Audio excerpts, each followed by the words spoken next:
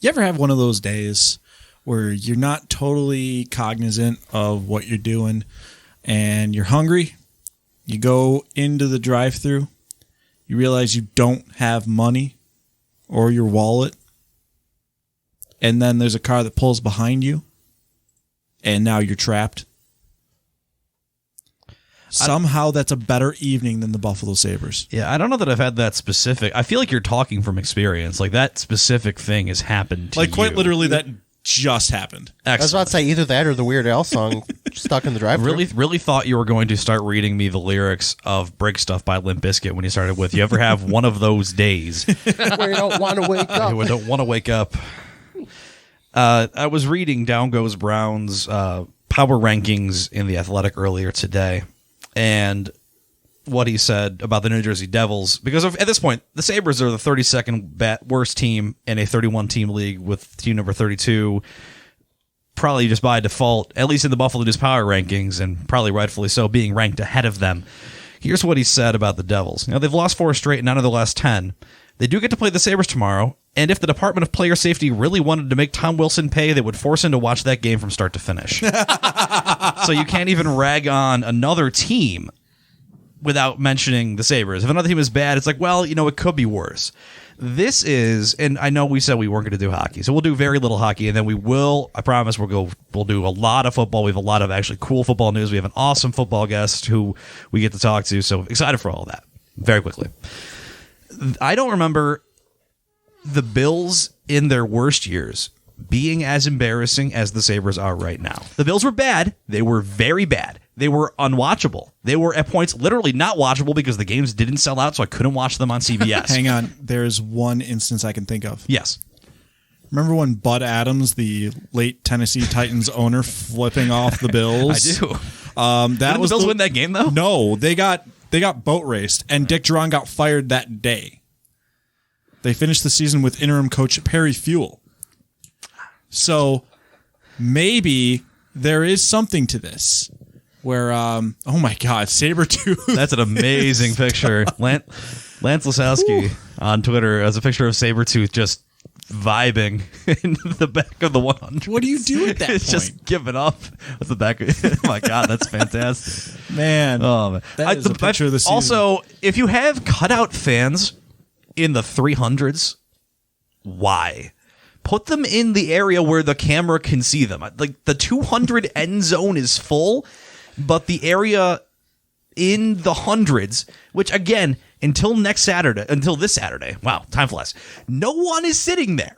Why are your cutouts that far away? I don't think many people are going to be sitting there on Saturday anyway. Oh, no, and I know this is something else that Derek wanted to talk about. I'm on board with it. So These sick bastards. Now, I am genuinely curious how many there actually are who bought tickets. Now, they were allowed to sell about 1,900 tickets. I don't remember the exact number. It's somewhere between 1,900 and 2,000. They didn't, to season ticket holders. Now, we talked about Party in the Plaza vibes last week. Right. That was a decade ago. This team could sell so many tickets that people would just stand outside under a tent and watch a game on a screen outside of the arena. Now they can't even convince their own season ticket holders to purchase now for a higher market value than their season tickets are, with the additional $64 for the COVID test. Cannot convince their own season ticket holders to come to this game. They can't convince people off the street to come to this game at this rate. And we know they gave at least a portion of those tickets away to frontline workers, which I'm not making fun of them for that. That's a nice thing to do. It's a good thing to do. Respect the people in your community who have helped everyone make it through. But that means they sold even less than the number of, like, if John Vogel's reporting on they have X amount of tickets left, that doesn't mean they sold every single one of the ones that isn't available. Well, here's this. So how, if the team is so bad that you can't convince 2,000 people in one of the best hockey markets in the country, in the world, to come to a game, and you get boat raced tonight by the Capitals, the game just finished, 6-0 Washington, and it wasn't that close. There's this tweeted earlier. Yeah.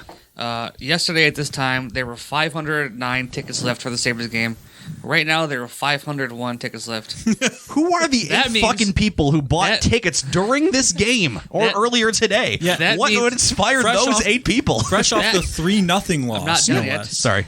That means in a 24-hour span, the Sabres only sold 8 tickets. The I'm with franchise Jeff. is dying, and it's dying quickly. I'm with Jeff. It's true. Who are the sick bastards who are the 8 people that need to get examined after they saw them lose 3-0 to Pittsburgh, who is not known for having any quality goaltending, and then they go, yes, I'm so stir crazy. I want to go to this. You know, at this point, what they should do, I think it'd be a smart marketing PR move. Okay. Is what they should do is just fucking make the tickets super affordable. Make them free. Pay for your COVID test. Come watch the game. They're already operating at a loss this season, right? So for sure. What's the difference? Let them in. Maybe make money off concessions. Like, at least you get back in the fans' good gracious, giving away tickets. What's the difference? I've got your answer. That requires something called a brain.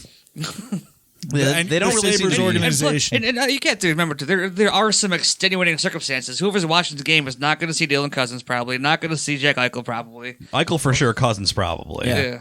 And you've got hollow shells of premier players. They have broken Dahlin. Skinner is snake bit to the high heavens. another post. Yeah, I just feel I feel bad because objectively it's a 3-0, and this is going to be you're going to see this on your social media for the next 14 hours at least. So I'm sorry if you had to relive it now in audio form. It's a 3-0. He comes down the right wing. He beats Vanacek clean off the outside of the goalpost and out under his shoulder. Perfect shot. Ding. Out the other way. Also, credit to the Sabres who gave another goaltender his first career shutout tonight. That appears to be something they really love to do. And we saw the exact epitome of season tonight. There's 2. The one was obviously the 3-1 that resulted in the pass going into the corner. But not even that. The worst, the epitome of the season was a shot from the point off the face-off. It's a good shot. It snuck through Vanacek with power, hit the post, and Sam Reinhart was sitting right there and just swung over the top of the puck, and they did not score on what should have been 2 goals. It was just crazy.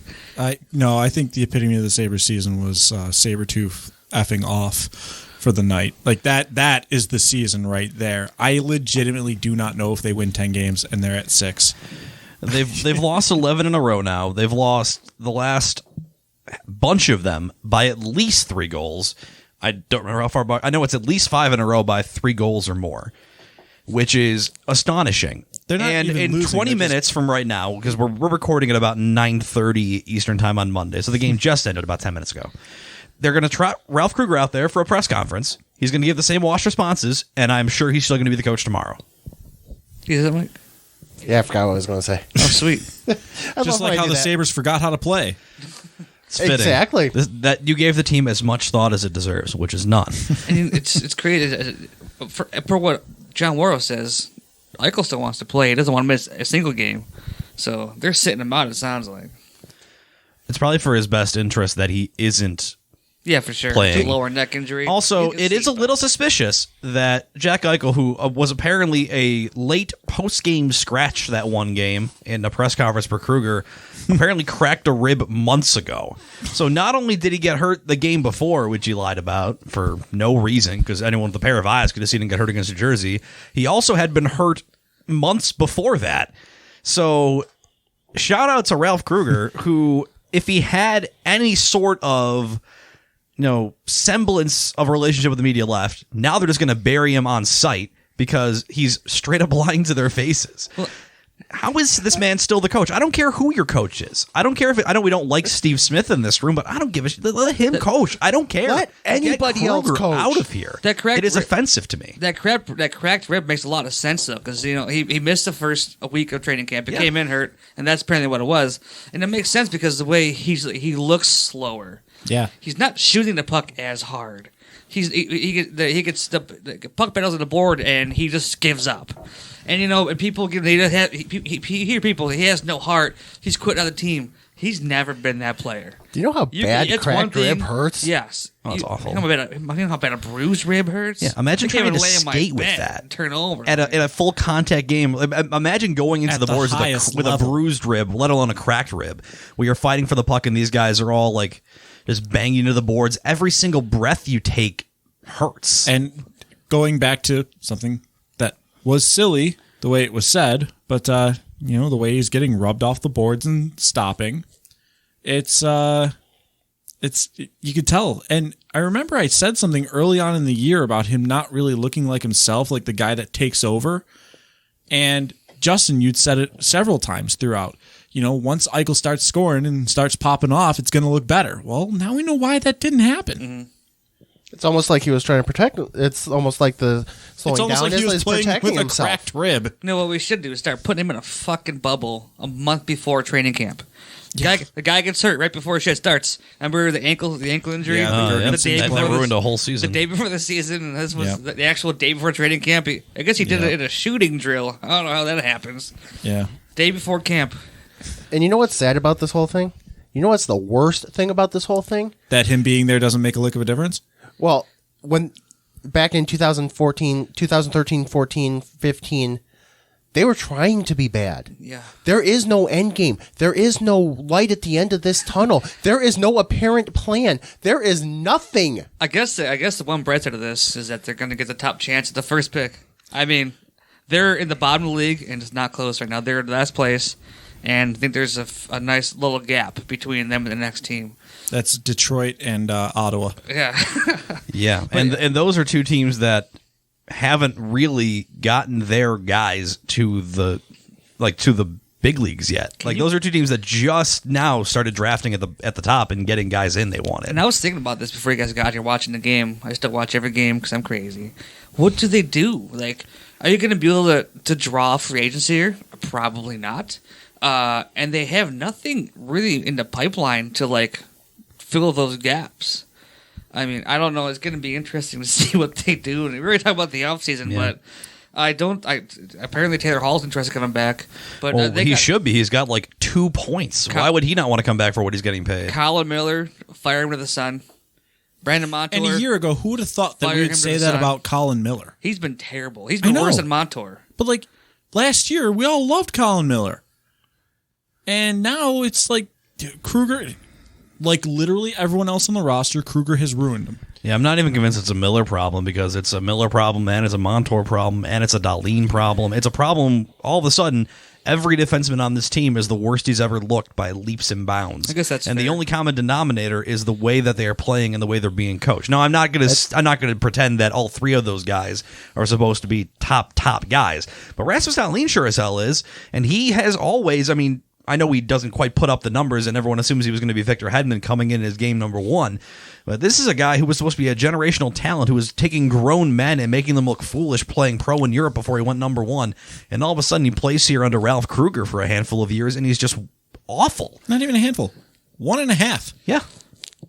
The system, I think, defensively is completely broken. And I don't want to judge Miller for the same reason I don't want to judge Dahlin. Careful, you'll get scratched for not abiding to the principles. That's fine. And I'll be scratched for the next podcast. I'll have to watch from the booth. And I'm one here in the podcast. I'm not the biggest Sam Reinhart fan.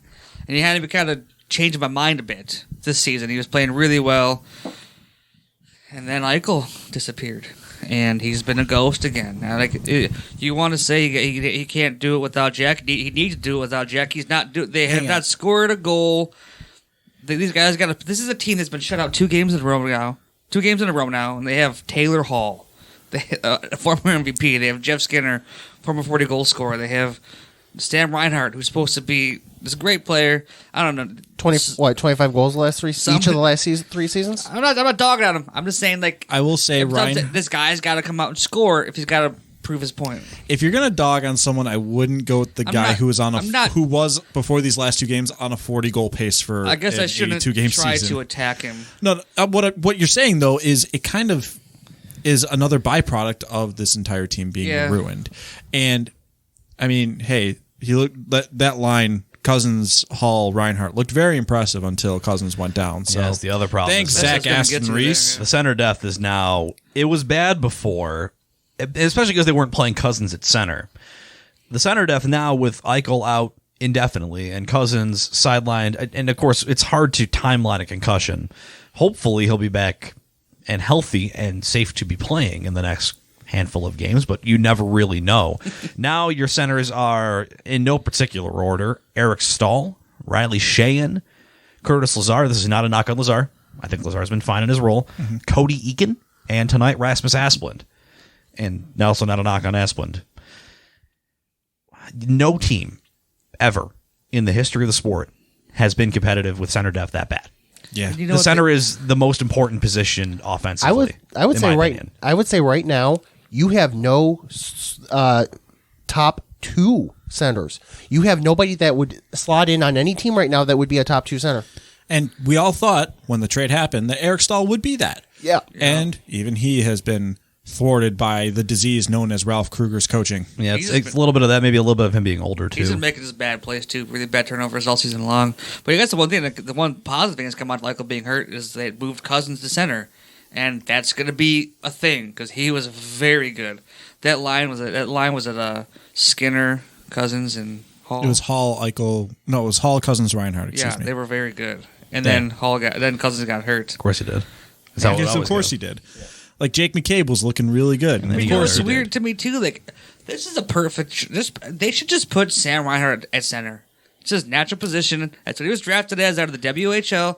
It's four coaches already, though. I get it, but what's it going to hurt? Yeah, if you're not over going to do it now, Eric you're Stahl? never going But I'm to. gonna say, I understand that, but it just makes it still so silly. Even Tage Thompson is a natural center. He was drafted as a center. Like these guys, they have Middlestat, who's a drafted center. He's not playing center today. And you need the center depth. You have guys that are centers naturally, and they're not playing center. But my face-offs. But they got Riley Sheehan playing center. Justin, can I pump your tires for a second? Set up something I know you've talked about a lot off the podcast the last week. Okay. You know the best Sabre who has been offensively the last 2 games, in my opinion? Tage Thompson. He's been very good. He's been quite good. He almost had a goal again tonight in the third period. He's been fast. It's been the best he's looked in the pros. His really good scoring chance late in that game was he used his size to his advantage and his stride. He didn't try anything cute, which I was expecting. I was like, almost like there was that doom that set in. I'm like, all right, let's see the toe drag, Tage. Try to make a fool on him. Mm-hmm. But no. And he goes ahead and he plows in using his size. He used his speed and his long strides to his advantage, tried to get himself alone in front, and it was a really good chance. But, it's good. And this is the last thing I'm going to say about the Sabres. If we keep talking about it, I'm just going to shut up. And this is like all three of you are now going to light up going, oh my God, we can get Derek to shut up. Let's keep talking Sabres. It's this. I still can't watch this fucking team. It's getting to the point where I don't blame anyone for not being interested. I don't blame anyone for not watching.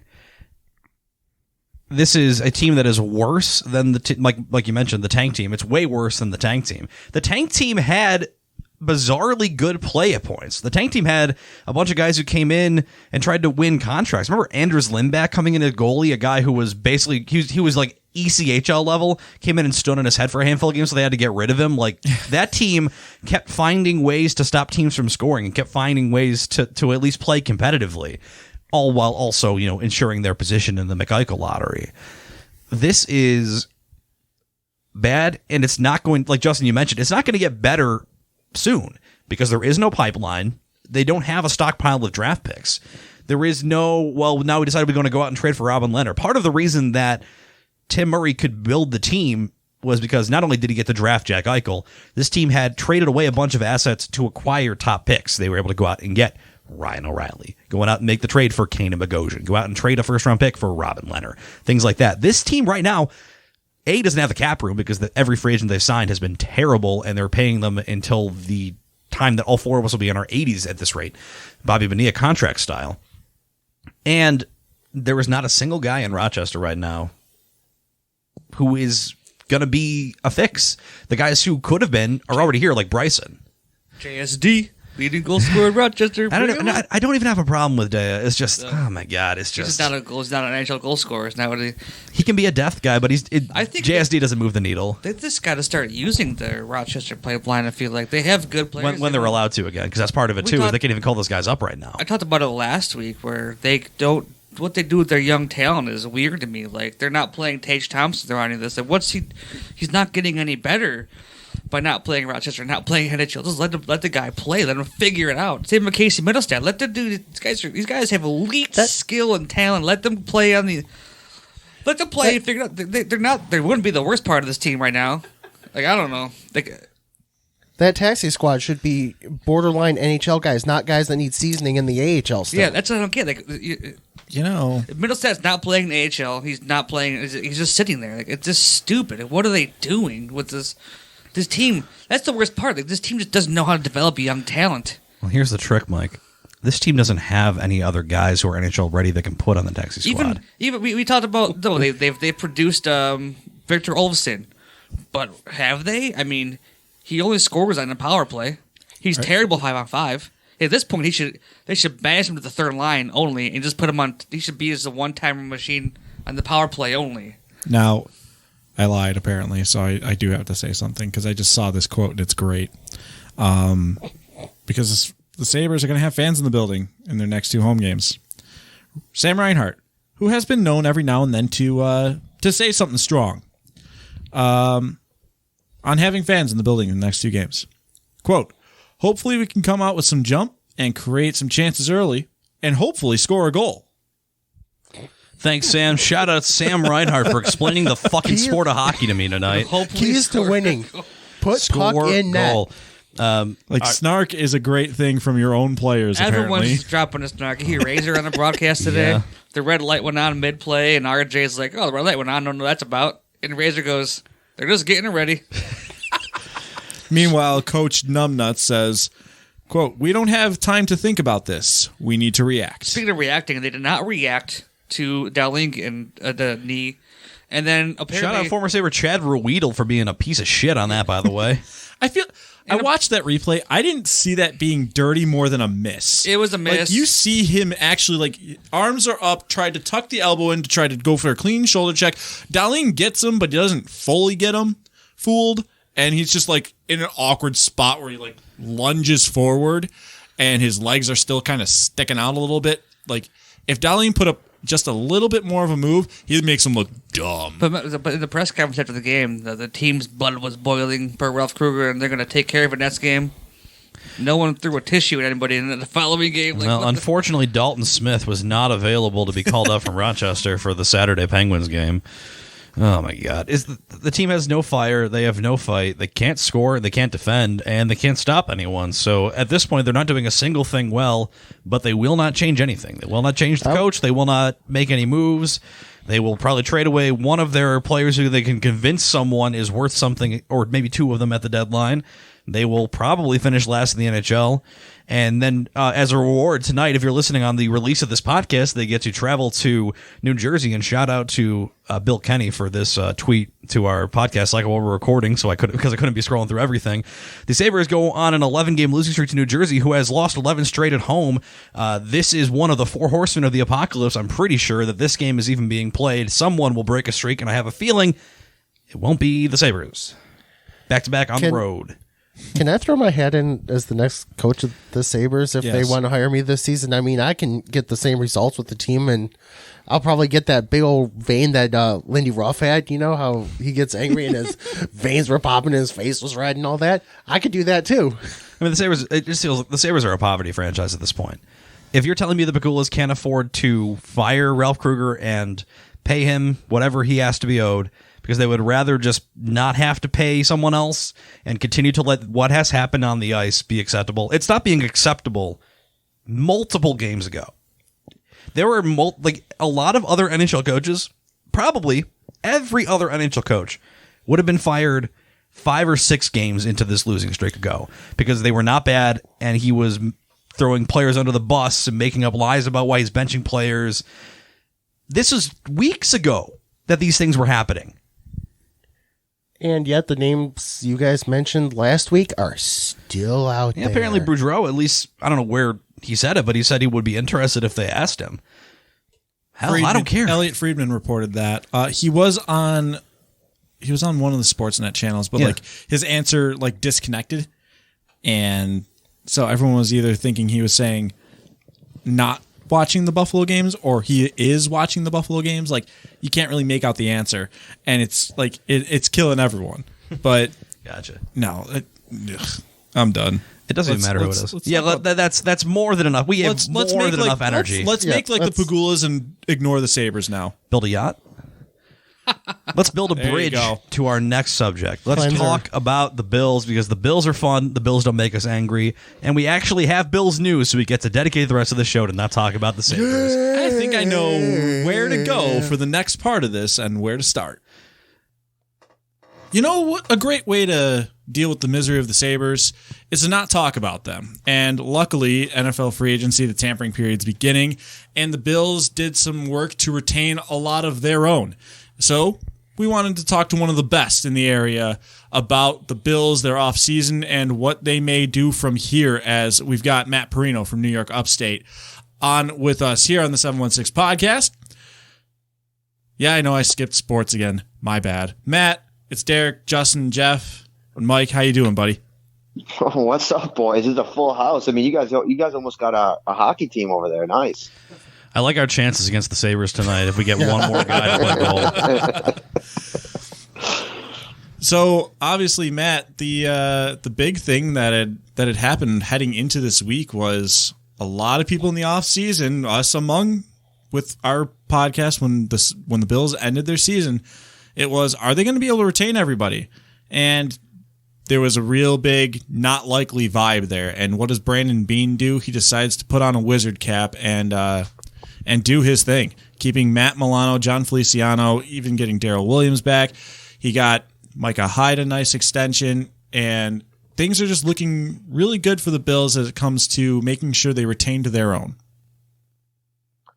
Yeah, I mean, I think going into this week, I mean, we were talking about it on our podcast. It's almost like we didn't even really give the option of the Bills retaining all three guys, because, you know, even though they were doing their due diligence to create cap space, you know, you thought that based on what Brandon Beane said after the season, that it was going to be about upgrading the roster and, you know, bringing back three guys that were free agents.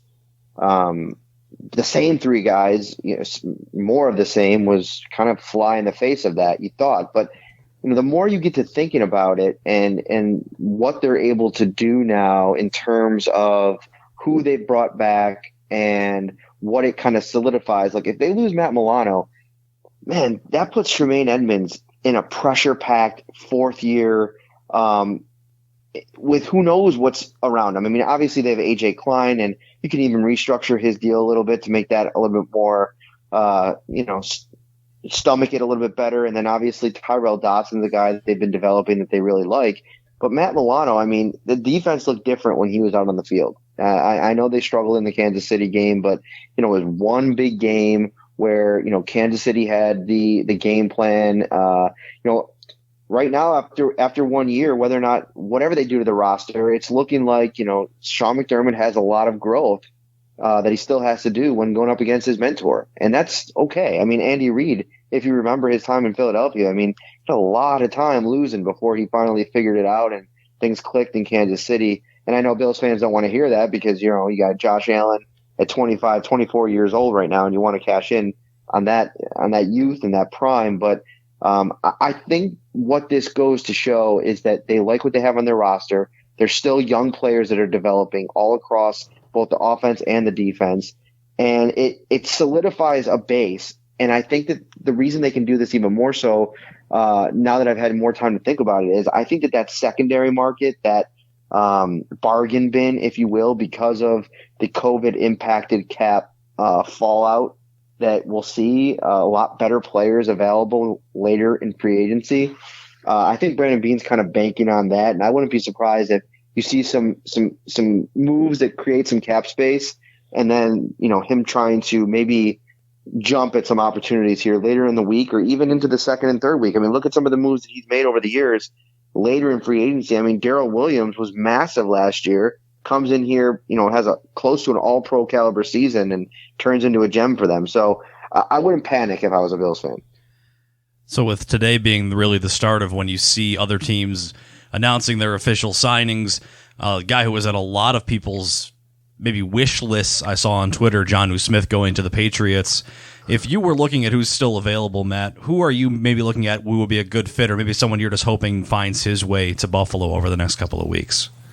You know, I was on this a couple weeks ago, and I know it's not a popular name because he's so polarizing, but one guy that I think is going to be super affordable, because he's got to kind of prove it again as Jadeveon Clowney. And I think he comes in here and he offers you exactly what you need, a guy who is an expert at setting the edge, defending the run. He hasn't always been the sack producer that I think he was drafted to be, but you don't have to pay for those sins of the Texans taking him first overall. I mean, you're bringing him in here maybe at a bargain price to do certain things. And I think adding a guy of that caliber, I think, opens things up for a lot of players in the defensive line. And you maybe don't have to rely on Clowney to be a 10-plus sack guy. Maybe Jerry Hughes gets unlocked and is able to kind of land a little bit more. AJ Epinesa can kind of maybe grow into a guy that, I've seen some tape guys that are raving about AJ Epinesa's, futures, if you will.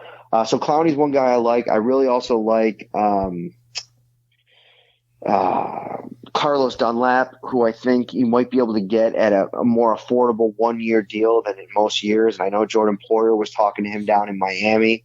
It doesn't hurt to have, your one of your star players who's doing some recruiting for you. I think that's still the position for me. I know that they lost John Brown, and there might be some questions about Gabriel Davis's readiness to step into that wide receiver 2 role, but I like what the Bills have done at receiver pretty consistently, so it's not a huge concern for me. I know they got some bullets still in the holster with Jake Kumro, who's got a futures deal, Isaiah Hodgins, who didn't play last year, but I know that they're super high on him too. So then it's about addressing the defense, adding more speed wherever you can. I think that's going to be important in the draft. But those are 2 players off the top that I like. Matt Parrino, New York Upstate. He's hanging out with us here on the 716 Sports Podcast. And, you mentioned John Brown. So obviously the cap room that Brandon Beane created for himself did not come without some sacrifice, Brown being most chief among them and Quentin Jefferson also being released.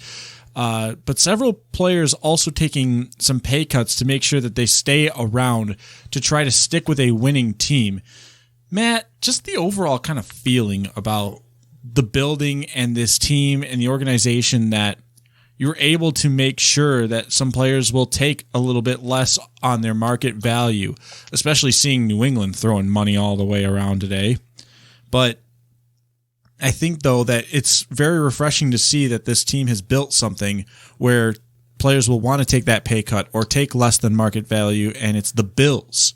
How refreshing is that to see overall? Yeah, in the case of Milano and Williams, I think that their deals were a lot closer to their value than I think has been discussed. I mean, Milano, I know that his, I think SpotTrack.com had his market value somewhere around 13, but with the injury concerns and the fact that he was probably number 2 in terms of free agent linebackers behind Levante David, I thought he landed at I think they liked that deal from everything I've heard, even from your guys' Sal Capaccio, who was all over that story. I think that they were pretty pleased with it. And then Darrell Williams came out straight in his press conference and said, and I actually asked him, why did you forego free agency? I mean, you got really close. And he was like, they gave me a great deal. And so I think it was Feliciano who maybe, probably could have gotten a little bit more somewhere else, but in a lot of ways, I mean, the Feliciano deal is a little bit better version of the Quentin Spain deal, which I thought, kind of the going rate for, that mid-tier guard that, brings versatility. And I think John has a lot more versatility. And he's a lot more important to what they're trying to do here. So I would say that he probably took a little bit less. But to his point today, what they built here, everything revolves around the fact that they have their quarterback. And, of course, a lot of guys, John included, are real good friends with Josh, but it's also about winning, and they have a chance to win. And, they were, 1 game away from the Super Bowl, and who knows what, Kansas City looks like next year. I know they added Joe Thuney, and that's probably exciting for Kansas City fans, but they lost a lot. I mean, they're losing their center, they're losing their 2 tackles. So they could look a lot different next year, and the window could be wide open for the Bills. So I think it's just about, staying the course, adding where you can, and, it's cliche, but continuing the process, because the way that it's played out has been successful. Derek kind of alluded to something I wanted to ask you. We see today the two different mindsets, really, of the Bills and Patriots. I know salary cap situations being a little different as well, but the Bills rebuilding from within, picking their spots, and maybe for the first time that I can remember, and certainly the first time in maybe this millennium, the Patriots not the desired destination anymore, going out and spending tons of money. At this point, with all the moves the Patriots are making, does that even for a little bit, first of all, worry you about what they're able to do? And secondly, does it just feel good to see like that role reversal where the Bills are now the established team and all the other teams in the division are kind of forced to build and recruit these guys to chase them? Yeah, like I think what it comes down for me is the quarterback. And you look across the division right now at Tua, Sam Darnold, and Cam Newton, and none of those players scare you if you're a Bills fan, knowing that you have Josh Allen and the second highest scoring offense from 2020 basically coming back pretty much intact with, maybe, not John Brown, but I mean, some of their highest scoring games were with John Brown on the sidelines last year. So I think you like that. And I think you like the trend that this is going. Like, in a lot of ways, the Bills, they've kind of turned into that Patriots model where, nobody is bigger than the team. I mean, everything inside the organization there's so many like Patriot-like similarities in the way that, Sean McDermott handles his press conferences and keeps everything in-house and, develops this team-first attitude where, it's not just a cliche. It's overwhelming how much these players really buy into it. And so I think, the Patriots could they added a ton of defensive playmakers the last couple hours. I mean, Matthew Judon, I think he really fits that scheme. I think Bill Belichick could get creative and really unleash him in a lot of different ways that'll be interesting to watch. And I think the Jets adding Carl Lawson, I know a lot of Bills fans want him, and Corey Davis tagging up with Denzel Mims is intriguing as well. But all these teams have to figure out a way to find the most important position. And I don't think as much as I think the best situation right now, if you ask me, as crazy as it might sound, is probably New England, just because I think that there's a higher floor for Cam Newton at this point, and I think that there's the potential at a higher ceiling, even as crazy as that sounds, because I like, when was he at his best? He had a really strong tight end, and the fact that the Patriots, who know something about strong tight end play, that they're willing to make that kind of investment in Jonnu Smith. So they're hoping he's going to turn into, maybe another version of Rob Gronkowski. Cam Newton needs that. And so I think that what I saw from Tua and what we've seen from Sam Darnold, I'm a little bit hesitant to buy in on either of those fronts. I'd probably give Cam the best chance, and it's not a great one to be super successful or even productive. What do you think about the Bills' willingness to stick with that same offensive line, given their run blocking troubles this past season?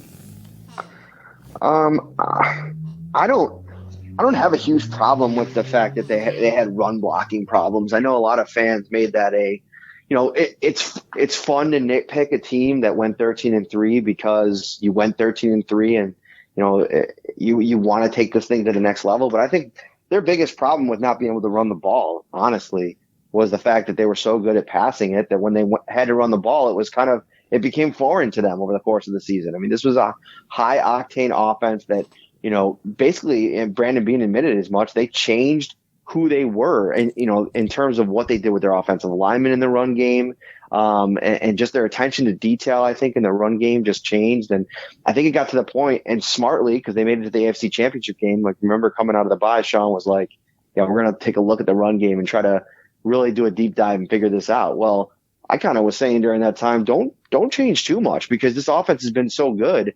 You don't want to kind of monkey around with that and maybe throw it off of its axis a little bit. So I like what they did. I liked who this offense became, and I think it's just about, getting Devin Singletary and Zach Moss comfortable in their roles a little bit better this time around. And I really think that was a big struggle, because Devin Singletary was kind of the guy at the end of 19. You go out and you draft Zach Moss, and then it's like a 1A, 1B type situation. And I'm not sure if he was ever either one of them was ever super comfortable. So if you can find a way to get them in the building and get them, up to speed on what you want them to be, get defined roles, I think that might help more than anything else. And the other thing, though, Matt, with how this team has been able to build, you'd already alluded to it. The second tier free agents is usually where Brandon Beane tends to strike well. I mean, that's where you found the likes of Jordan Poyer or Quentin Spain for the year that he was very good, and John Feliciano amongst them. And now the other weapon, the draft. And our boy Marcel is wilding out for Travis Etienne. But who are your favorite or preferred targets for the Bills sitting at 30? I mean, honestly, I don't really have one. I'll be completely honest. I'm not anywhere close to where I need to be on the draft.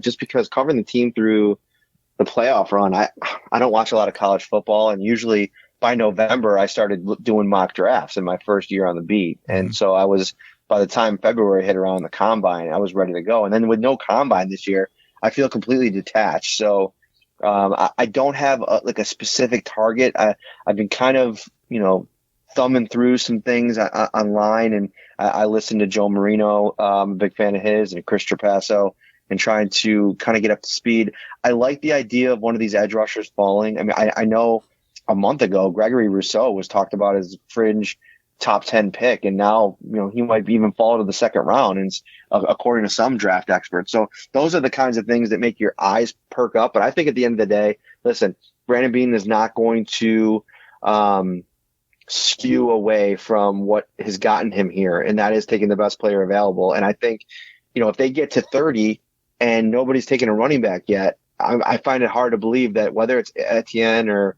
Javonte Williams from North Carolina or Najee Harris, that one of them isn't their top guy on their board at that point if they don't pull the trigger. I think that they're that kind of regime. Personally, I'd go corner or edge, or maybe even interior defensive line if the value's there. But they don't draft that way, and I don't expect them to change the blueprint. Damn the Bills for making us not track on our mock drafts at this point. Why'd they have to go to the AFC Championship game, right? Right. Throwing off our routines. Yeah, is this what it's like when a team goes deep in the playoffs and we don't have a 4-month offseason before the draft?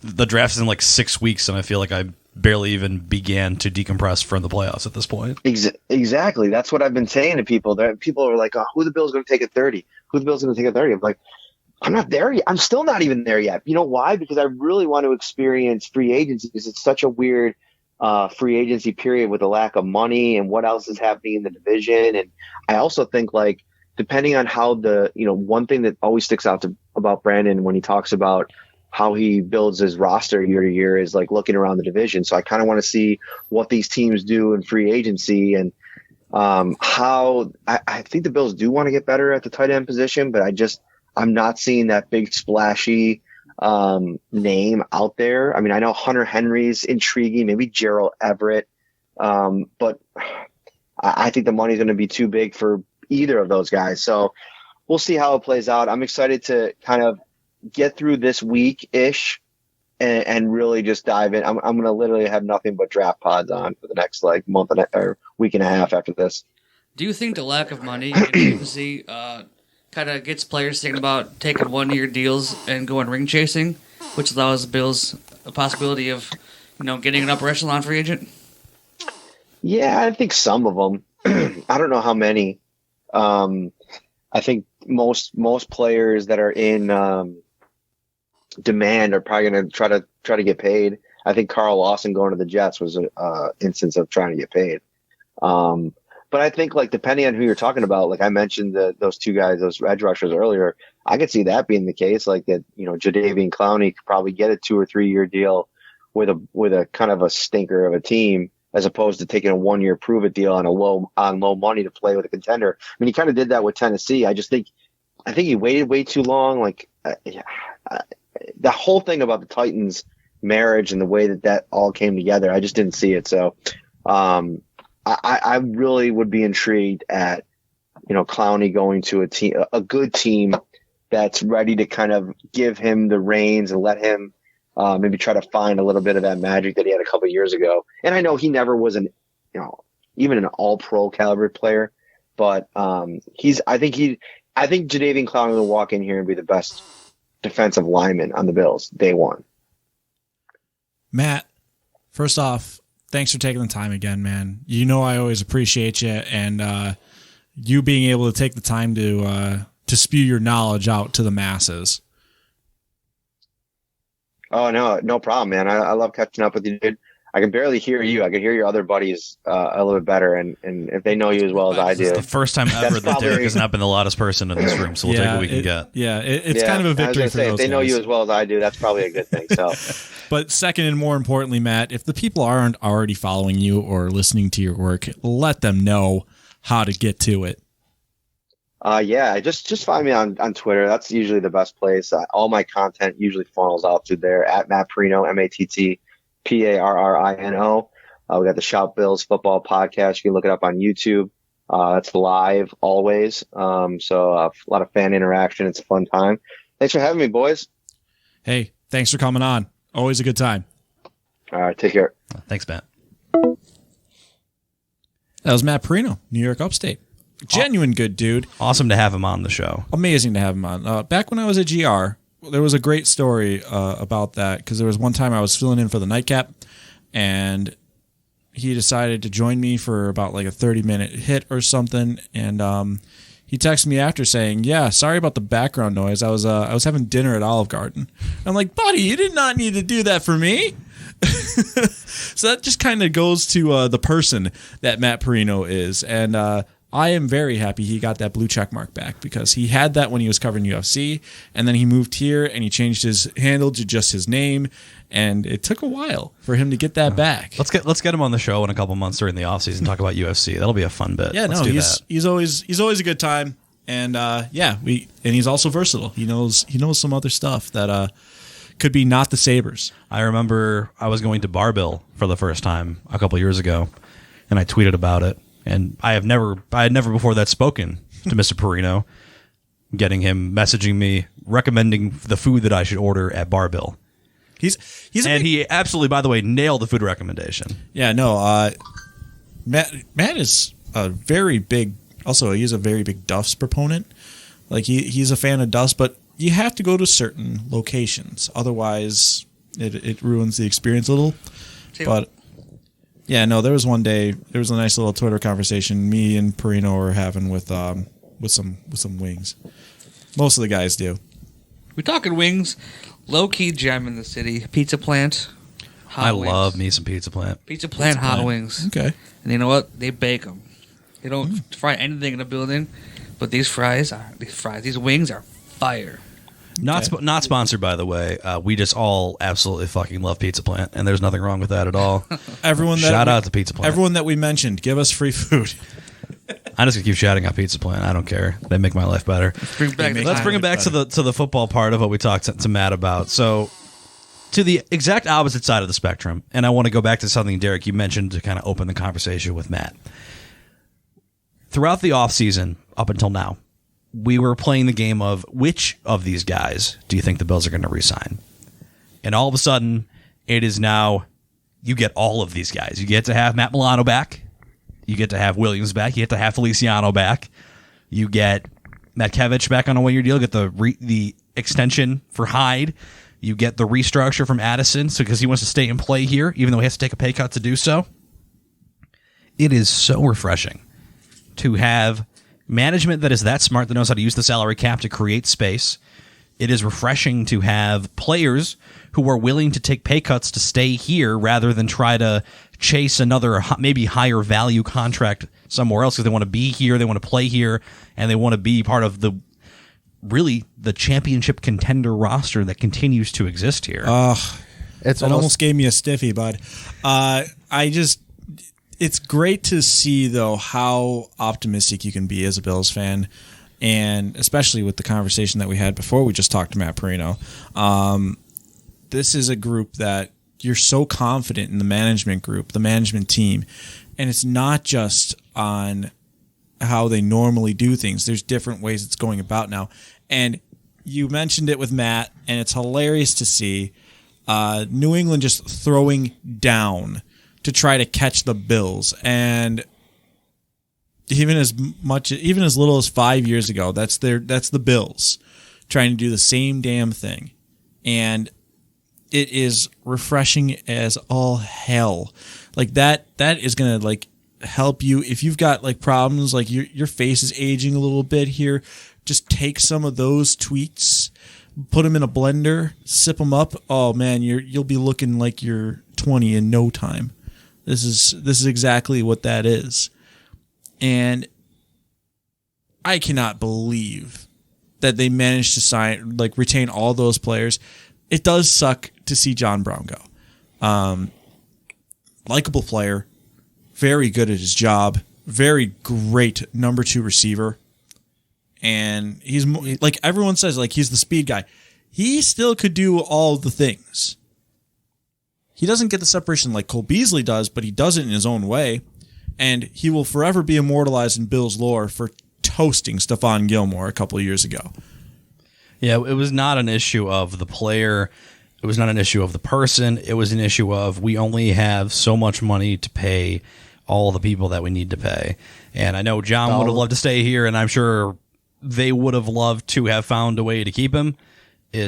I just don't see a single way in which that was actually possible in the salary cap, albeit the flexible salary cap world we all live in with voided years and whatever nonsense teams are pulling out these times. But yeah, it sucks. But I think if that's the worst thing that happens to a roster that went 13-3 and gave Kansas City a good game in the AFC Championship, if that's the worst thing you have to deal with, I'm okay with it.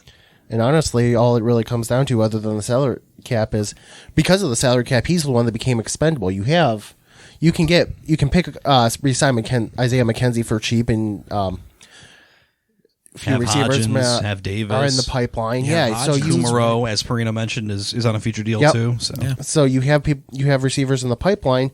I mean, this is just a bad year to not have been available for a good chunk of the season, and salary cap go down, and hey, you're a victim of the numbers, nothing more. You know, it's cool. These play. I mentioned it in earlier a few weeks ago. Like these guys just love being Bills, man.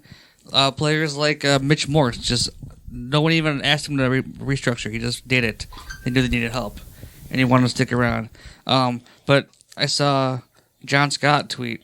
John Feliciano says the reason he thinks a lot of guys are coming back and taking less money is because Josh Allen, Brandon Beane, and Sean McDermott. It's pretty cool now that the Bills are such people want to stay. They're not come here to increase their value and go to free agency and get paid. They're doing that and then going free agency and staying and taking less money to stay. It's almost like it's a destination of sorts. Yeah. And it's so damn fun to watch that. And I'm intrigued to see what happens after the first wave of free agents. Because that's where the Bills have made their money. That's where they've made their mark with some of their lower signings. I mean, A.J. Klein was frustrating as hell the first half of the season, but he turned into a very steady replacement from the Milano injury. And Jordan Poyer became a mainstay on this team. He was not a top-tier free agent. The Bills went and signed Quentin Spain and John Feliciano, and they got the max that they could out of him. They re-signed Darrell Williams as someone who was a guy that was one of those later free agents. I'm very interested to see who is out there. And Justin, that question that you asked him about the players that may go ring chasing was probably just like, because if there is a really good tier of players in that second group and some of them want to go after something, they look at Buffalo and go, yeah, I'll take a 1-year deal. I'll take a 1-year hit. That's okay. And then I look good for a championship contender, try to go for it, and then I cash out after. Because the Bills are more than, I wouldn't say that they're happy about it, but they do enjoy watching their players go on to bigger and better roles, even if they can't provide that themselves. And it's not just the players, it's also the coaches. They do like to see their players and coaches grow. That is a really different vibe than what the Sabres are giving you, and it's a different vibe than you had during a 17-year playoff drought. This team is awesome. I can't wait to see the second tier free agents. I can't wait for the draft at this point. I got to catch up like Matt does.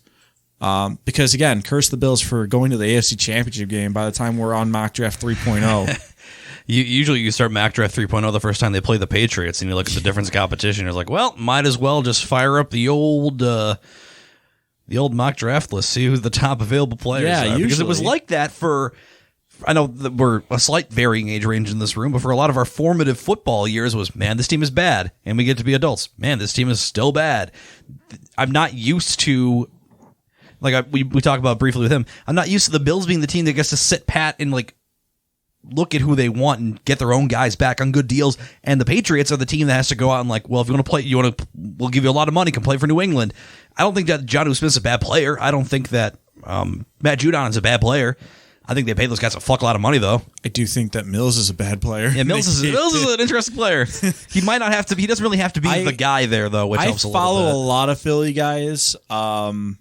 One of the kids that he writes a lot with Locked On Eagles. He does all the podcasts there. It's Louis DiBiase.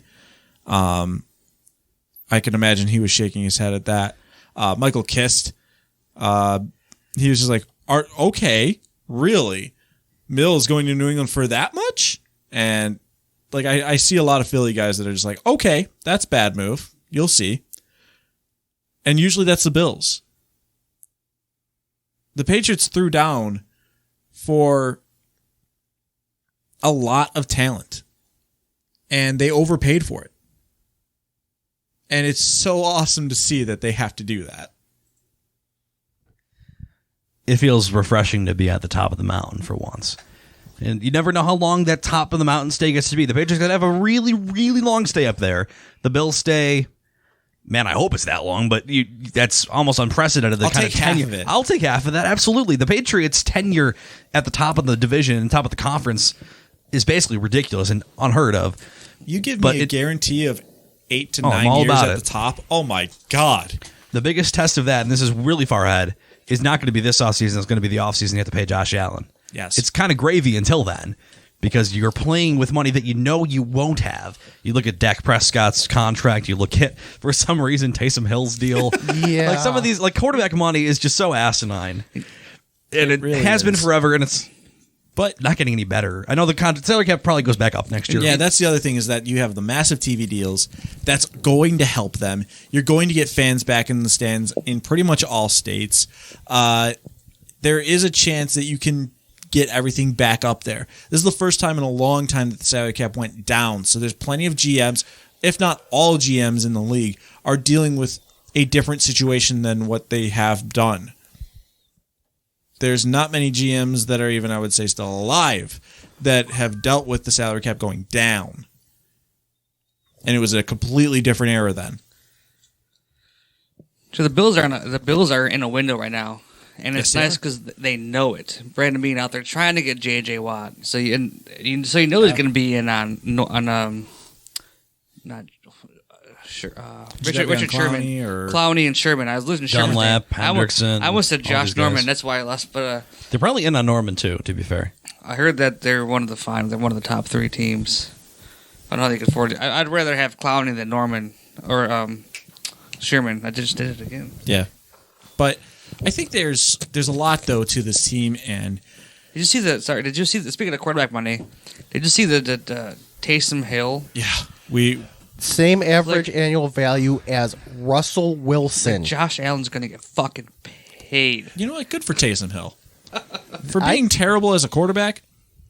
Guy manages to make money from the Saints. He is the best quarterback I've ever seen play tight end. And. Like Tim Tebow and special teams. Tim Tebow, look at what you could have been, man. If you just said yes to everything instead of saying no, I want to be a quarterback. Are you sure, buddy? I respect Tebow sticking to his guns and deciding he'd rather play pro baseball than give up, especially with he retired from that. He did just retire from that recently. He actually it was this year. And now all he gets to do is go back to his cushy job at ESPN College Game Day and roll on that forever. And oh no. Yeah, oh no. But That's the position of a guy who knows that no matter what decision he makes, he's going to be set for life because of the fact that he's one of the best college football players of our generation. yeah, he is immortalized as one of those guys. And an incredible speaker, and by all accounts, as much as everyone would hate him to be, he is the nicest guy. He probably is Everyone one of the really wants him nicest to be guys. some asshole so they can make fun of him, and they just keep realizing that he's actually an okay guy. All I can really do is make fun of him for throwing holy rollers into the ground. We would always in intramural bowling in college, we'd always Tebow when we got a strike. That was the golden era of that was a celebrating. golden era. Yeah. That was a golden era from Tim Tebow. The Tebowing everywhere. Shout out to him beating the Steelers in the playoffs that one time. That was funny. Yeah, and there's a lot to everything with this Bills team. I love the Milano deal. I love the Milano deal. I was very surprised at the Milano deal. I was surprised at the Feliciano deal. I was surprised that they gave Darrell Williams term, but I also it's very nice again to see that they're capable of retaining the entirety of what they needed. And you're going to get Latulele back. That's going to be huge for your defensive line. So basically trade Jefferson for Latulele. Yep. I take that as a win. Take the Bills knowing what they're going to do with their draft class. I am going to assume that they're going to hit on some things, and it's going to be great. There's a lot to like with the Bills. There's a lot to like with what they're doing, and I cannot wait for the weeks to come and see where they go from here. It feels good to not worry about it, doesn't it? I trust, and maybe to a fault, I trust in what Brandon Beane will do. He's proven that he's a wizard, and he's hit on basically everything. Not everything. No one is 100%. But the vast majority of his free agent signings, and of late, a lot of his draft picks, he can do whatever he wants. Even if I don't think it makes sense to me on paper, I just trust it at this point. I have no worries about the direction of the Bills because from the top down of the organization, from the top of the management to the last guy in the desk chart in the locker room, they all think the team is going in the same direction. He's basically hitting on every level of player acquisition right now. At this point, Brandon Beane could sell me used batteries. Sell you waterfront property in Lincoln, Nebraska. Sell ice cream to an Eskimo. And he is deservedly the reigning executive of the year, and he's coming quickly to repeat that title based on how quickly he was able to get.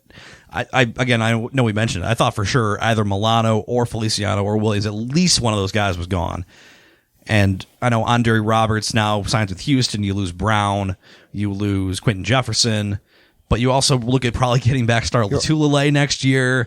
You will likely see them. I would imagine they're going to make another defensive line move, whether it's in free agency or whether it is through the draft. Probably another move to shore up the secondary. Even at this point, if this was the roster they trotted out week one, plus whatever rookies, I would still be confident that because it's pretty much the same team that just took Kansas City, who, as Matt mentioned, lost their two starting tackles to cap casualty to the wire, can certainly do this again. For me, just shore up the edge rushing.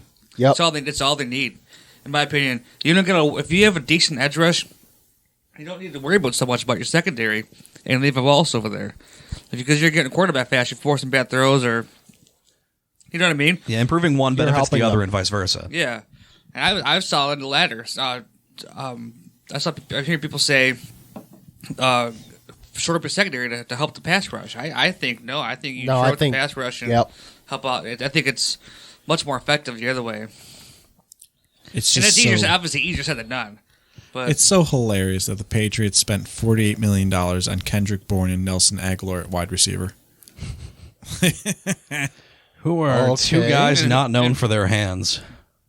And I like Kendrick Bourne. And who's throwing it to them? That's your $14 million man, Cam Newton. Or who's throwing it at their feet? That is your $14 million man, Cam Newton, and or whoever they decide to draft. It feels fun that at least two teams in our division could be drafting quarterbacks in the first round this year because they don't have that position solved. How weird is that Cam Newton thing? That's bizarre to me. 1 year, $1 million, and then he stunk last year.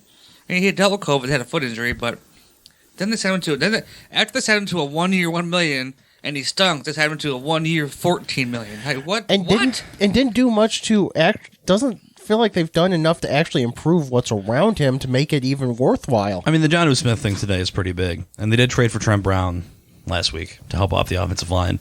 I think the problem with Cam, in my opinion, is that obviously the COVID issue, you would hope that will not be a recurring thing he has to deal with this year. I have no reason to believe that foot problem is not just a nagging thing at this point. It's what drove him out of Carolina. It's what ruined the last couple of years for him there. It's what bothered him the most. It felt like he couldn't step into throws for the second half of the season last year. He's throwing off his back foot and throwing just ducks and bouncing balls at receivers' feet. Unless he can actually get that foot healthy, he is going to be useless as a passer. And no matter who you have at receiver or tight end, if your quarterback can't throw the ball more than 2 yards down the field, it ain't going to matter. This is not a running and dink and dunk league anymore. This is an open it up and try to throw against Pat Mahomes and Josh Allen and Russell Wilson or wherever he may be, and even Tom Brady when he's got a good day and it's a 1 o'clock game because he's an old man who has to go to bed before 6 p.m. It's Deshaun Watson. If he's not in Houston because there's nobody to throw to there now that Will Fuller is going to sign in Tennessee or wherever he's going to go. It is a passing league, and the Patriots, who were for so many years at the beginning of the forefront of offensive advancement, are now trying to go back to the 2000s. They're Jerome Bettis away from playing a 2002 version of football. And it feels great because I hope they continue to suck at it because I want to see the Bills keep continuing to kick their asses all up and down the state of Massachusetts. Hey, it's cool to see the Bills doing what they're doing. It's awesome. And I love that. I love that this team will not find a way to just be okay with what it is. They tinkered and tried to make sure that they kept players that they needed to, and they're going to do something fun with a lot of free agents that are going to be there. And there are some names. Carlos Dunlap is out there. And that's a guy that everyone should want to love. Jadeveon Clowney, as mentioned. Hunter Henry was mentioned. And then there's receivers that could fill the John Brown role, like a Will Fuller or Curtis Samuel. Yeah, those guys, unfortunately, are going to command a lot more money than John Brown was making. They might, but Fuller in particular looks the most interesting to me. Why? Because the question you have to ask him is the same one that you asked of John Brown, who took a decent deal with Buffalo, but it wasn't probably what he could have scored. Availability is his biggest problem. The Bills could be a team that offers Fuller a 1-year deal, and he might take that. It will be interesting to see where the market stands for him. I do think guys like Galladay, Smith-Schuster, and Samuel are off the table unless you pony up. But Fuller's the one to me at receiver that really is interesting because that's a guy, he's known for his speed. Josh Allen got back to reconnecting with the deep ball. Good luck overthrowing Will Fuller. Yeah, so here's my thing. We talk about John Brown being this big loss because we lost the speed, we lost our deep threat. They barely even used him as that, though. They went deep to everybody who wasn't him. Gabe Davis was the top top average play. From yards per pass attempt or whatever it was. I can think of 1 or 2 plays where he was actually like the deep threat. So I don't think it's just that we were undefeated without him. I think the deep threats are here. I think you have Isaiah McKenzie if you want to keep him. He's fast as shit. And you just need the threat. You just need the fast guy on the field. You don't need you know what I mean? Just I don't know. I don't think it's as big of a loss as everyone says. I think part of it too is Brown was also hurt a lot of last year, and that took away from his ability to beat guys off the ball. I would say genuinely it does hurt to lose a number 2 wide receiver, but your number 3 is probably the best in the league. Your number 1 was the best in the league. Yeah. So of course that's going to cushion the blow. I think that if a healthy John Brown and Cole Beasley were there for the Chiefs game, like both of them fully healthy and good to go, there's maybe a different story written. Maybe it's still a loss, but there's a different story. He definitely makes your team better, obviously. Your team, but I just don't think it's as big of a loss. I don't think it's a huge loss. He was definitely salty. He got caught. You hear the interview on... I'd be salty. And I can't blame him either because he would never want to leave here. I mean, he comes in when the team is not yet good. He is a part of why they became good. Connects with Josh Allen. gets supplanted by a trade and then by a rookie and then gets cut by never doing anything wrong other than getting hurt. I completely understand the salt. I mean, first off, it just probably hurts. It's also just the nature of pro sports. Yeah. It sucks to get cut. That's probably the biggest thing about it. And then, of course, you're, like Jeff said, everything there. And you've now been released by a championship contending team. As if, like, yeah, there's some players that are motivated by something different than winning. Some want the big contracts. Some want something else. But it always helps to be on a championship contender. And you're now unfortunately released from that. So, yeah, Salt should be there. I was not. Oh, I know. To give him shade for being salty, I was just pointing out that he was salty. Yeah. Interesting. And I was trying to get to the interesting comments, but he was suggesting that if Josh Allen had to say, he wouldn't have been gone.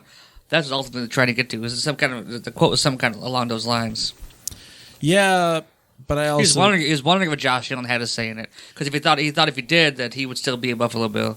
Yeah, and I think that more or less just plays to you want to be on a championship team, you want to be with a player there like Josh Allen, and I think that we don't know obviously the true dynamics of the locker room, but the guys seem to love him and they gravitate to him. So of course you want him to be able to. You want to know that he had your back too, I guess is really the thing at the end of the day. And unfortunately, we don't get that. And he doesn't get that. So that's unfortunately what it is. And Jeff, you said it. It's the nature of sport.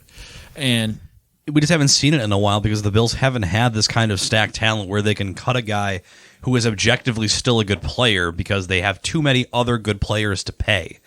They haven't had to do that in years. Decades. Easily decades. I mean, I can't even think of the last time the Bills had a cap casualty of a guy who they would have otherwise liked to have kept. Yeah.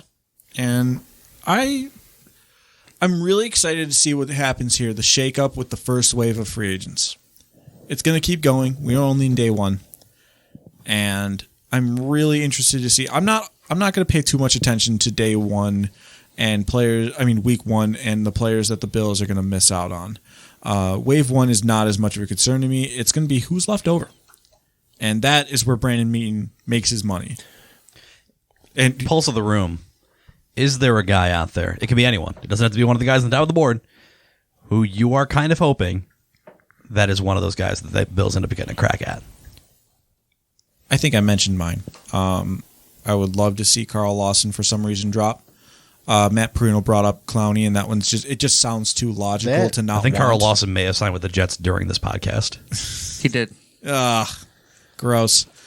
And Clowney sounds intriguing. But Will Fuller is a very intriguing one to me just because of the fit of where that could be for him. And I'd love to see that one.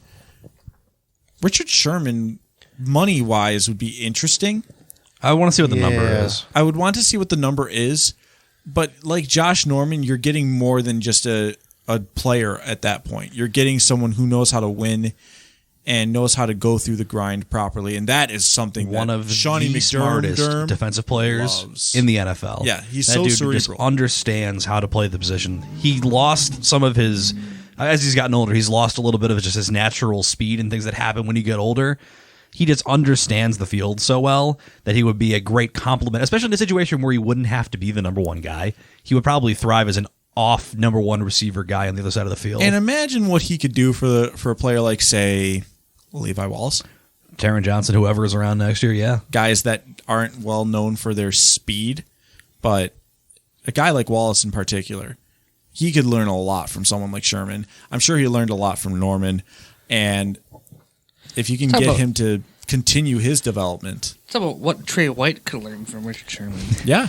It's like, let's give a guy who's got every tool he's ever heard of in his toolbox. Let's give him a couple new tools on top of those tools. Yeah. Let's turn one of the best corners in the NFL into an even better corner. Let's make one nice. Let's make one of the smarter players on this defense even smarter. Yeah.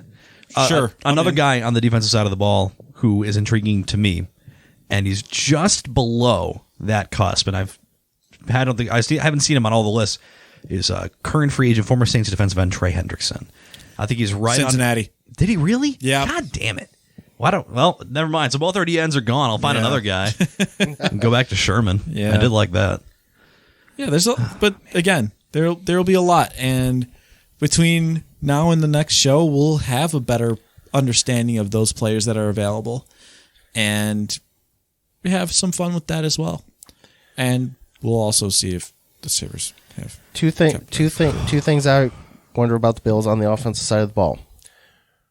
Do you think they won? And I think this is the less important one. Bring in somebody else at running back. I don't see why you really have was it Chris Carson from who was with Seattle?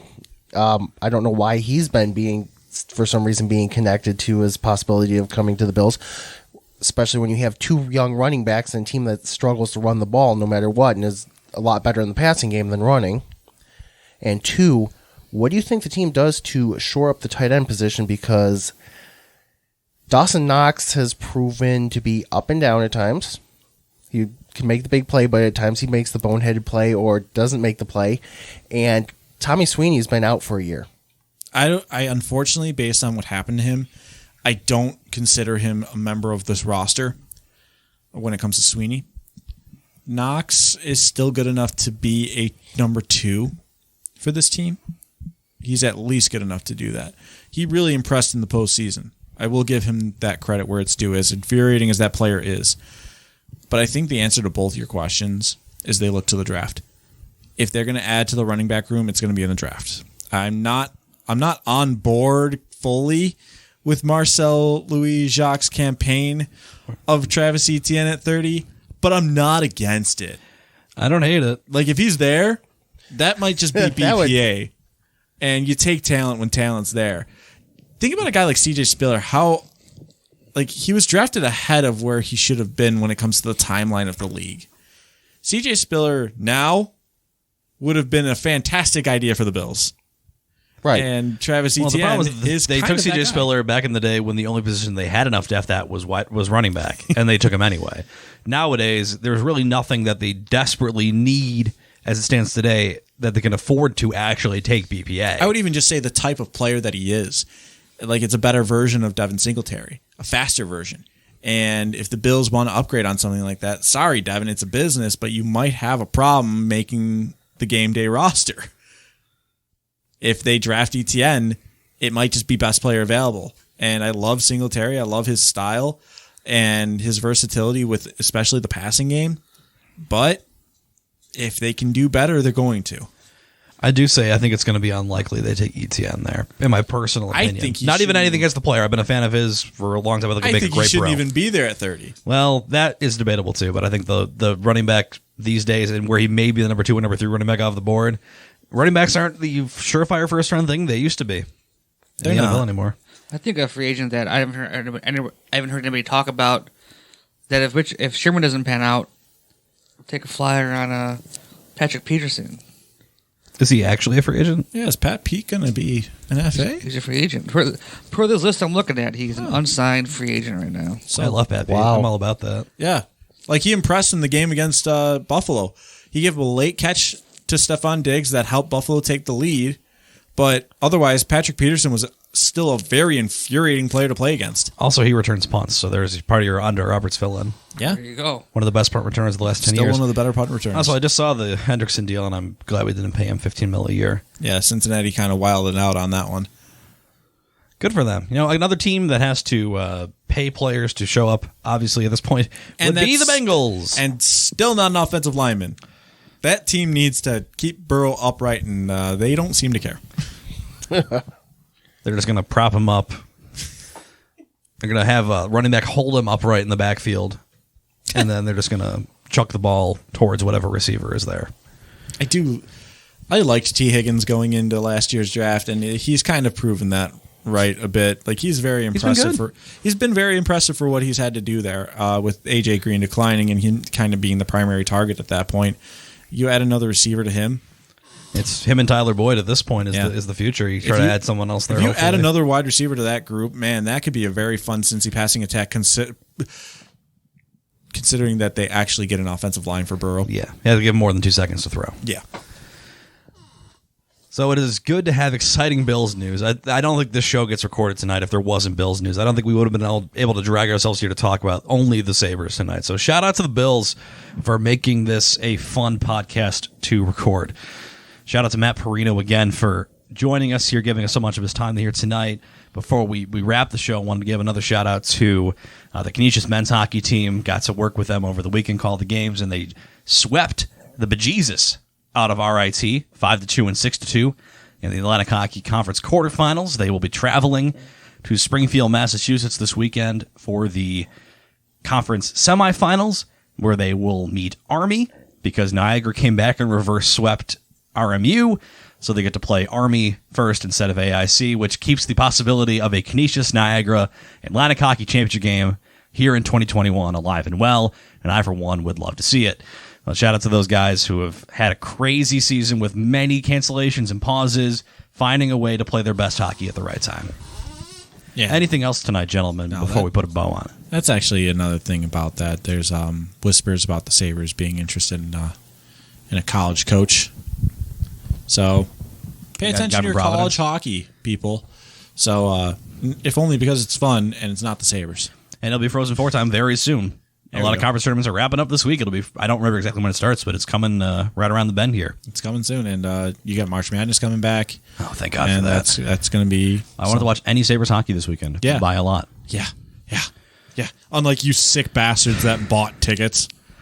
I can't wait to see the building. I hope that... Now, just for the record, before we wrap, if I had a lot of expendable income, which I don't, but if I did, I would consider buying the ticket just to boo Ralph Kruger the entire game. I still wouldn't. It's not worth my energy. I just want him to hear from me in person how much it sucks. And, if you're in a full 18,000-plus seat crowd at the KeyBank Center, if everyone's making noise, the odds of anyone hearing just you are slim. The more open space there is and the less people there are, the odds of me at any given point from the 100 level yelling, "Ralph, you suck," and him hearing it go up exponentially. Now, I don't have a lot of expendable income, and I will not go do this because I'm not paying over market value plus $64 for a COVID test just for the privilege of him maybe hearing me. But if I had a lot of money to throw around, you better believe I'd be there, timing it and taking my chances. Y'all want to pitch in and get Jeff a ticket? This is good Twitter content. Hey, bud. Yeah, no, this would actually be pretty funny. But I'd pitch in for that. No, I mean, we'll see how much more this ridiculous saga continues with the Sabres. This is the low point, even so, of a season that had those low points, and it's like, how much worse can the Sabres season get? Oh, how about a 6-0 skunk? Yeah, I thought last week's pod was going to be the low point. I know we were angry last week, but it's objectively lower now, and it's not even sparking emotion. For I don't me think Jack was hurt last week, was he? No. Was he hurt? Yes. Oh, yeah. Were we talking about it? No. Was he the press conference was Saturday afternoon. Yeah. We had Jack less one cervical. And Cousins' brain was still in the middle of his skull. Yeah. And they still suck. Yeah. I mean, well, I guess. What more can be said, truly? Yeah. Hopefully there's something cool that happens before we record next week in that regard, but I am more confident that something cool Bills related will happen. Wait, I saw a funny stat I want to share. Yes, please, go ahead. Let me find it real fast. I know who Here we go. Yep, it was Dan Feets. If every Sabres goal was worth 2 instead of 1, Buffalo would still be 5 games under 500 in the last 17 games. Oh, yikes. I was reading through some Twitter replies, and someone said, it used to be said that getting a 0 on your SATs was harder than getting a perfect score, but I think the Sabres have finally built the perfect losing machine, and that really encapsulates, these are not Sabres fans. These are just hockey enthusiasts of other cultures. The Carolinas, the St. Louises, the Dallases of the world. You got Toronto fans feeling pity, man. You've got Toronto fans feeling bad for us. Well, I said it's only fun. It's only fun in a rivalry when your rival is also at least passably good. It's not fun for beating the Jets last year feels good, but did it feel as good as beating a good Jets team? Did beating the Dolphins with Cleo Lemon feel as good as... I might be a different kind of dude here, but I relished in them boat racing them week 1 this year. I loved it. Loved every second of it because I knew the Jets weren't going to be good. And I was saying, I remember I got in a nice little Twitter fight before that game. I'm like, show bad teams you're bad. I guess just compare that to the feeling about boat racing the Patriots, because the Patriots have been good. When you have that fire and it's obviously it sucks to lose, but sometimes if your rival gives it to you, all you want to do is give it back to them more, and it incites more. The Leafs, first of all, the Leafs don't have to play the Sabres this year, so they have no reason to even care. The Sabres aren't going to make the playoffs; they'll never see the Leafs. The Sabres are last by Jesus Christ. The Sabres are last by 6 points right now, behind the Devils, who they play tonight, who have 2 games in hand, and the Red Wings, who they have 2 games in hand on. Sorry, there's only 4 points. My bad. I can't do math. But Ottawa, that win percentage, they're the only ones under 300. Next worst win percentage is Ottawa at 344. Yeah, Ottawa's played 5 more games, and I have no reason to believe those games in hand matter, by the way, because the Sabres aren't winning, going on a tear here. They're not going to win games. Oh, they matter. The Sabres are going to lose more games and drop that win percentage. That is true. Further. That is true. 6-17-4. Oh, you want to know what's really dumb about this team? Yeah. Here's your last one. What's up? I think that's their home record, 2-10-2. Oh my god. Well, when you only win 6 games on the season, you're going to have a hard time. You sick bastards are going to watch a team that has won 2 home games all year. It's all right, Derek. It's just the checks notes. Boston Bruins coming to town on Saturday. Everything will be fine. If just because if you were listener, first of all, we appreciate you still being here while we ramble on at the end of the show that I was going to wrap up 5 minutes ago. And we found a couple other points, and we are also calling you sick bastards because I know where you're going with this. That's it. If you are one of the people who is going to be at the arena, just DM us. Let us know. We're not going to judge you to your face. Derek might, but I don't think you can read the DMs. I just kind of want to know your thought process. I want to know what you expect if you're just going. So if you are, or you know someone who's going to the game, I'm just kind of curious what the thought process is, what your expectations are. If you're just kind of going to watch the car crash, I can appreciate going to watch the car crash in person. Yeah. First off, I don't think I'd be allowed the DMs. But first off, if you're going to insult somebody, insult them to their face. No paper trail. That's true. Yeah, meet me at the corner, and we'll discuss your ticket plans. Washington and Maine. Yeah, let's not be too specific. Actually, that might not be a bad idea to just go there and interview people. You know what? Let's do Billy on the street with Sabres fans. Yeah, maybe. I'm thinking we should just go out on for the street $1. Name a goal scorer. We should go out on the street and try to draft a team to put out there and see if they can do better than what the Sabres are doing right now. I was sitting at the Canisius game on Saturday against RIT, and I turned to a good friend of the pod, longtime contributor Eric Walschlager, and I said, how many more Sabres injuries do you think it would be before this Canisius team could be competitive with the Sabres? This is without Eichel and without Cousins. I don't think a college team would win, but I think it's to the point now where I don't think Canisius will be run out of the building. And how many more? We're an injury or 2 away from Canisius probably scoring a couple goals on the Sabres. I mean, if Canisius had a pro caliber goalie, then maybe I would say the conversation is absolutely they have to be had. 2 goalies with a plus 930 save They've percentage got right rookie goalies. It's the Sabres getting shutouts. Sabres I can't know. score. They're still professionals. Their biggest threats, Taylor Hall's going to come down the fucking rear wing and put a puck right in their goddamn chest. They got a good chance. So and Canisius will hit. But again, you sick bastards that are going, you are also a very curious bunch.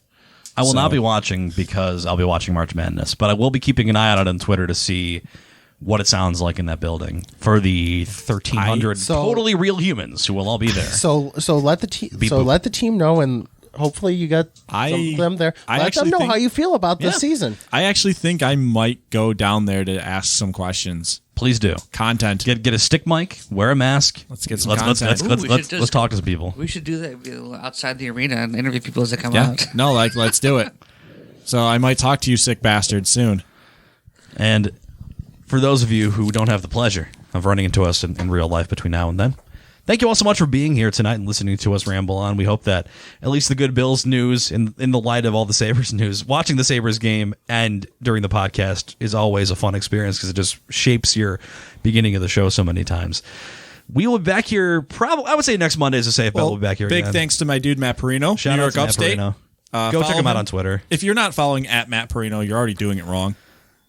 He does a gazillion podcasts. At this point, he is all over the place. Getting shouted out by Adam Schefter on Twitter for breaking some news. Yeah. The dude is everywhere. He's everyone's friend. And we do appreciate him taking so much of his time, busy man, here on the first day of free agency.